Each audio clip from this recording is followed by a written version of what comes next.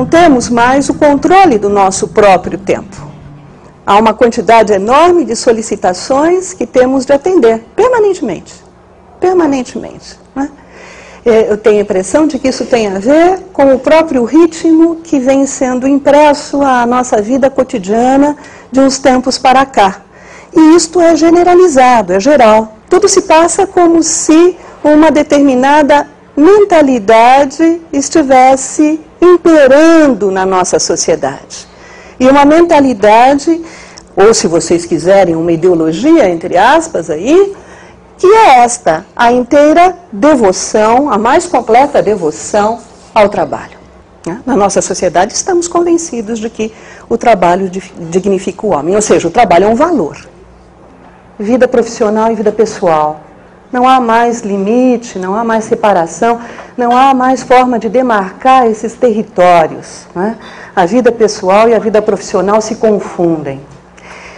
E, por fim, uma terceira característica, a mim me parece que o workaholic é este indivíduo que acaba vendo o mundo e a si mesmo apenas pela lente do trabalho. Ou seja, tudo para ele, todas as atividades se convertem em obrigação, em tarefa, em dever. Depois de uma longa jornada, ele chega em casa e encontra a esposa e os filhos que demandam a sua atenção, uma demanda legítima, sem dúvida, mas essa demanda é vista como mais uma tarefa a cumprir, mais uma obrigação a realizar, né? Mais um dever. O workaholic, no fim das contas, ele está inteiramente imbuído do espírito da época. Né? E será que poderia ser de outro modo? A palavra como alcoholic, né, tem a ver com dependência.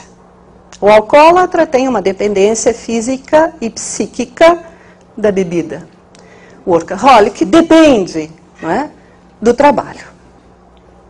Sua vida se organiza em termos de trabalho. Muito bem. O álcool é um vício. O trabalho, como nós vimos, é valorado sempre de uma forma muito positiva. A partir do momento em que aparece a figura do workaholic, e que pode ser aproximada, evidentemente, a própria palavra, né, do outro termo, alcoholic, em que medida o trabalho já não está sendo apresentado, ele também, como um vício.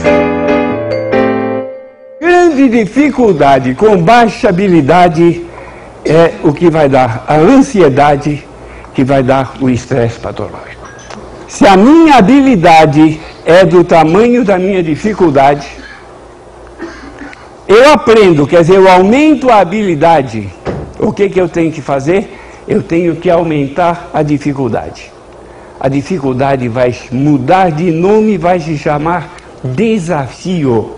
Eu fiz uma pesquisa sobre causas de felicidade no papel profissional, quer dizer, fatores motivacionais.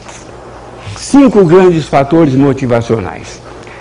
Fazer o que gosta, sentir-se útil, ter bom ambiente na equipe e os 2 mais importantes, ter desafio e ter reconhecimento.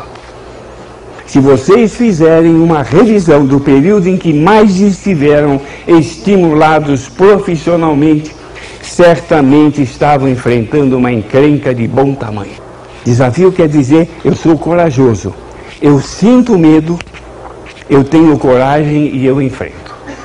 A ausência de medo é tédio.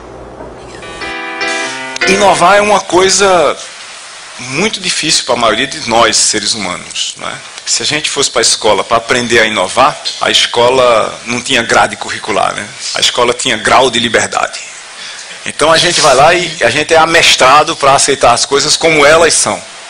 E não para entender as coisas como elas estão e entender esse estar como uma possibilidade de mudar. E para inovar, essencialmente, a gente precisa estar preparado para criar, para recriar o mundo ao nosso redor. E a melhor definição de criatividade em rede que eu conheço é essa aqui. Criar ou ter criatividade é ser capaz de combinar e reorganizar informação e conceitos para criar novos entendimentos e sistemas conceituais. Ora, mas isso devia ser inato aos seres humanos, porque, afinal de contas, cérebros são sistemas de processamento de informação e criação de significados. A coisa mais estranha é como é que a gente perdeu isso na construção das sociedades, das culturas e, em boa parte, devido ao processo educacional. Isso hoje, obviamente, é feito em rede e em modo beta, porque a rede é uma rede de melhor esforço, porque os sistemas que estão na rede não estão prontos.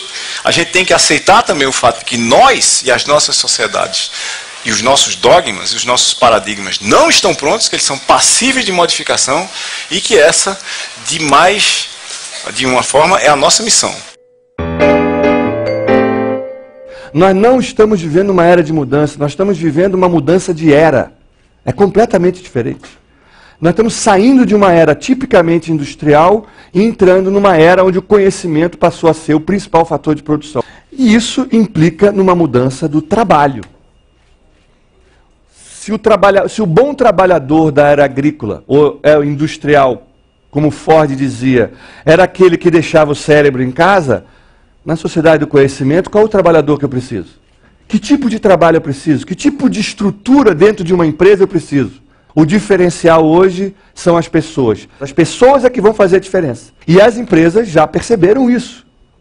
A visão que predomina no mundo e na academia, por exemplo, na universidade, é uma visão cartesiana de mundo. É uma visão que organiza um problema complexo, que procura dividir um problema complexo em problemas menores. Então, na universidade, a gente se divide em matemática, física, psicologia. Gente, isso não dá conta mais da realidade. Nós temos que ser capazes de abandonar, de jogar fora essa visão cartesiana do mundo e adotar uma visão mais complexa da realidade, mais sistêmica. O bom profissional do século XXI é um cara que é capaz de fazer essas articulações. A gente criou uma visão que o ser humano tem que ter foco, que o ser humano tem que ser uma especialidade, eu tenho que enquadrar ele numa caixinha. Por quê? A inteligência coletiva, a capacidade que a gente tem de coletivamente construir conhecimento, ela é mais efetiva, ela é mais eficaz, ela é mais eficiente, a um custo menor do que um laboratório sozinho, isolado. A cura do câncer, a cura da AIDS, não sou eu que estou dizendo, são esses meus amigos pesquisadores aí na área de medicina. Provavelmente, muito provavelmente, vai vir não de um laboratório, mas de uma rede de pesquisadores, porque os principais pesquisadores nesses temas hoje estão conectados, estão interagindo entre si, porque já descobriram que em rede a gente constrói mais rápido a inteligência. Então isso muda tudo no processo de trabalho. A colaboração passa a ser mais importante que a competição.